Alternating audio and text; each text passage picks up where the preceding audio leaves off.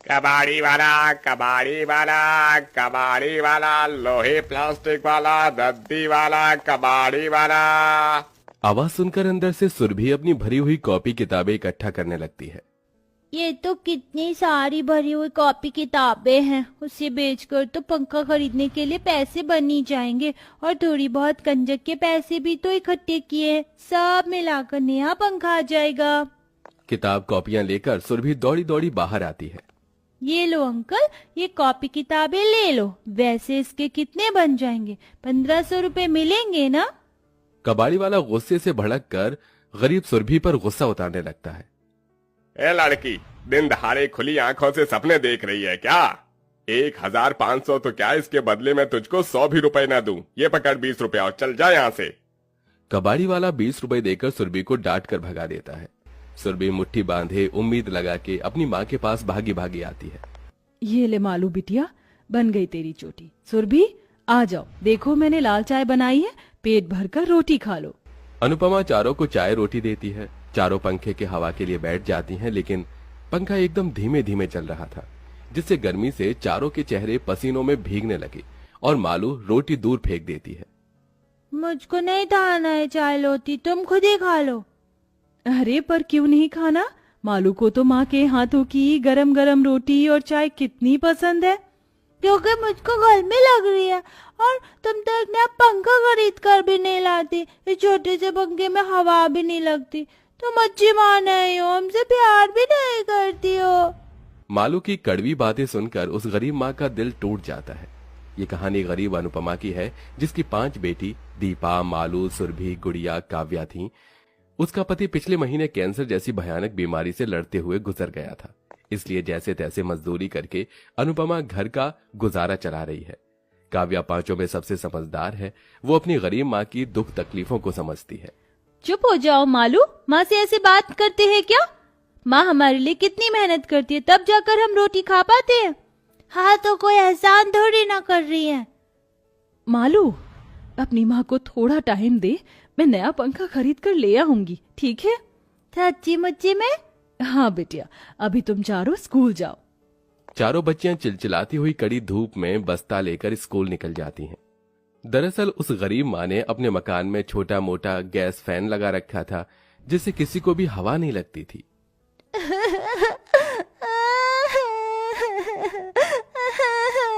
अले अले मेरी प्यारी सी गुड़िया को गर्मी लग रही है ना? चल अभी माँ नहाई नहाई करके तुझे अपने साथ ले चलेगी। थोड़ी देर में अनुपमा भी अपनी छोटी सी बेटी को गोद में लेकर काम पर आ जाती है, जहाँ बहुत सी गरीब औरतें मजदूरी कर रही थीं। हे सीता मैया, आज तो देर हो गई है, कहीं मालिक बातें ना सुनाए। अनुपमा जैसे ही काम पर पहुंची, तभी मालिक टेबल फैन की ठंडी ठंडी हवा खाता हुआ चेतन लाल चिल्लाकर गुस्सा उतारते हुए बोला, अब हुआ है तेरा समय काम पे आने का? हाँ क्यों नहीं? हम क्या फालतू हैं जो इस सड़ी गर्मी में यहाँ काम देखने आते हैं? नहीं नहीं, आप मालिक आदमी हैं चेतन लाल जी, मैं अपने हिस्से का पूरा काम करके जाऊंगी। अनुपमा पेड़ की छांव में गुड़िया को सुलाकर तपती धूप में काम करने लगती है।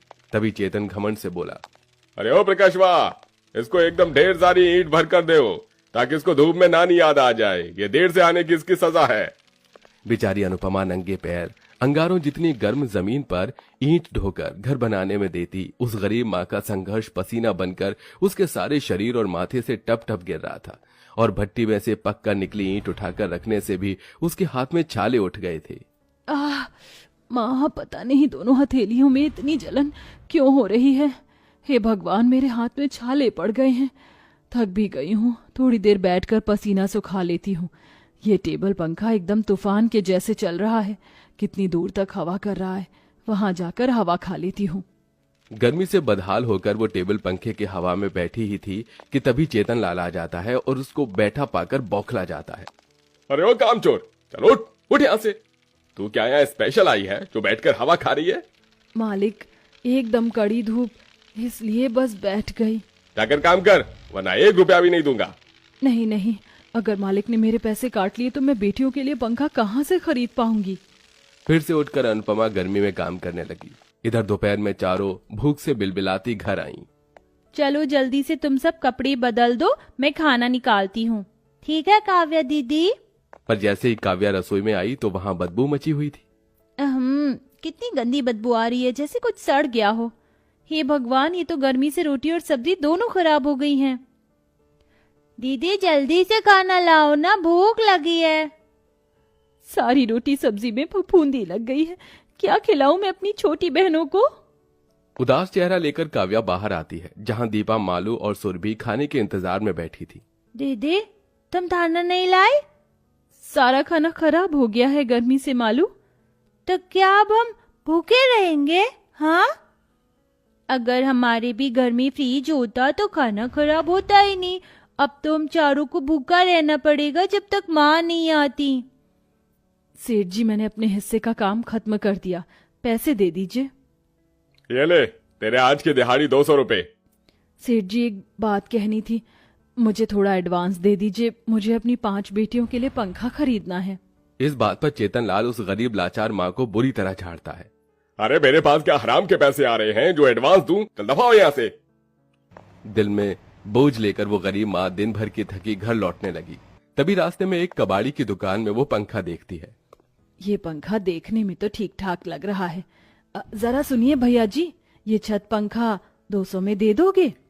हाँ हाँ ले जाओ बहन जी। एक बार चलाकर दिखा देते, चलता तो है। अरे चलेगा नहीं, दौड़ेगा बहन जी। बड़े कोठी वालों ने बेचा था। अब आप तो जानती हैं, बड़े लोगों में बड़ी चोचलेबाजी होती है। नई चीज खरीदते हैं और पुरानी घर से निकाल फेंकते हैं। भोली अनुपमा कबाड़ी वाले की बनावटी बातों में आकर वो पंखा घर लेकर आती है। आखिरकार मैंने अपने घर के लिए पंखा खरीद लिया। इसे देखकर मेरी बच्चियां कितनी खुश होंगी। काव्य, मालू, दीपा, सुरभि, देखो मैं पंखा ले आई। अरे वाह माँ, तुम पंखा ले आई। अब हम भी पंखे की हवा खाएंगे। हाँ रुको, मैं इसे सेट कर देती हूँ। अनुपमा पंखा लगा देती है। कुदरती पंखा चल पड़ता है। उस रात पांचों राहत में सोती है। तभी आधी रात को जोरदार आवाज के साथ पंखा चलते चलते बंद हो जाता है। सब गर्मी से उठ जाते हैं। माँ, पंखा रुक क्यों गया? इसे चलाओ ना। हाँ चलाती हूँ। लगता है पंखे का एयर कंडीशन जल गया है। लेकिन माँ, आप तो नया पंखा लाई थी ना। नहीं दीपा, ये पंखा मैं कबाड़ी में से खरीद कर लाई थी। नए पंखे के लिए पैसे नहीं थे। ये सुनकर सुरभि और मालू से कोसने लगती हैं। पता नहीं कैसी गरीब माँ है हमारी, एक नया पंखा भी नहीं ला सकती है। इस सड़ी सी गर्मी में सोया भी नहीं जाता। लानत है ऐसी माँ पे जो एक पंखा नहीं खरीद सकती। जब हमें अच्छी जिंदगी नहीं दे सकती तो पैदा क्यों किया? ये सुनकर उस गरीब माँ की ममता ताड़ ताड़ हो जाती है। अनुपमा मालू को रोते हुए थप्पड़ मारती है। बस मालू, चुप कर। तुम पांचों का मुंह देखकर मैंने दिन को दिन नहीं समझा, रात को रात नहीं समझा। कड़ी धूप, गर्मी, बरसात मेहनत करती रही। तुम ये सिला दे रही हो मेरी ममता का। माँ, कान पकड़ के छोली, माफ कर दो, मुझे ऐसी बात नहीं करनी चाहिए थी। हाँ माँ, अब हम भी आपके साथ मेहनत करेंगी ताकि हम सब मिलजुल कर पंखा खरीद सके। वैसे भी हमारी तो गर्मी की छुट्टी पड़ चुकी है। अगले दिन अनुपमा की चारों बेटी भी मलबा ढोने के काम पर आती हैं। अरे ओ अनुपमा, आज तो इन्हें क्यों काम पर लाई? हाँ, इतनी धूप है, देख नहीं रही क्या? हम यहाँ अपनी माँ के साथ काम करने आए हैं सेठ जी, हमें काम करने दीजिए। अरे इतनी गर्मी और तेज धूप में तुम बच्ची कैसे काम करोगी? कर लेंगे सेठ जी, आप थोड़े कम पैसे दे देना, हमें अपने घर के लिए पंखा खरीदना है। किसी ने सच कहा है, गरीबों के बच्चों में मेहनत करने की कितनी लगन होती है। तुम काम कर सकती हो, लेकिन आराम भी करना बीच बीच में। हाँ, उन बच्चों की हिम्मत चेतन का दिल पिघला देती है। वो सबके बराबरी में काम करती हैं। वहीं सबसे ज्यादा अनुपमा उस तपती धूप में मेहनत करती है, जिसे कुछ ही दिन में वो नए पंखे के लिए पैसे जमा करके पंखा खरीद कर घर लाती है। और पंखा चलते ही घर में छाई सारी गर्मी छूमंतर हो जाती है। अरे वाह, ये नया पंखा कितनी ठंडी ठंडी हवा दे रहा है। हाँ, अब हम अच्छे से सोएंगे मालू। हाँ मेरी बच्चियों, अब तुम गर्मी में नहीं सोओगी। उस रात अपनी पांचों बेटी के साथ अनुपमा भी सुकून से सो पाती है और धीरे धीरे पैसे जोड़कर वो अपनी बेटियों की खुशी के लिए फ्रिज भी ले आती है।